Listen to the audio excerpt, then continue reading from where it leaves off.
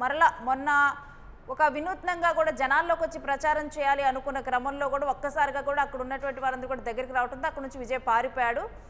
ఒకవేళ కనుక అదే ప్లేస్లో వాళ్ళు బాంబులు తీసుకొని వస్తే ఏంటి పరిస్థితి అంటూ కూడా అక్కడ వివాదం చెలరేగింది చూసాం. ఇప్పుడు మరలా కూడా మేనిఫెస్టో రిలీజ్ చేసిన కార్యక్రమంలో విజయ్కి కన్నుపోయేది త్రూటిలో ఈ ప్రమాదం తప్పింది. ఎన్నికల ప్రచారంలో దూసుకెళ్తున్నటువంటి విజయ్కి మాత్రం ఇది ఒక ఊహించని పరిణామంగా చెప్తున్నారు. విజయ్ కంటికి త్రూటిలో ఈ పెను ప్రమాదం తప్పింది. పార్టీ మేనిఫెస్టో రిలీజ్ చేసే కార్యక్రమంలో వేదిక మీదకి ఒక రైతు వచ్చాడు. రైతు వస్తూ తను వరి పైరు ఒక మణికంఠ శూలం తీసుకొని వచ్చాడు.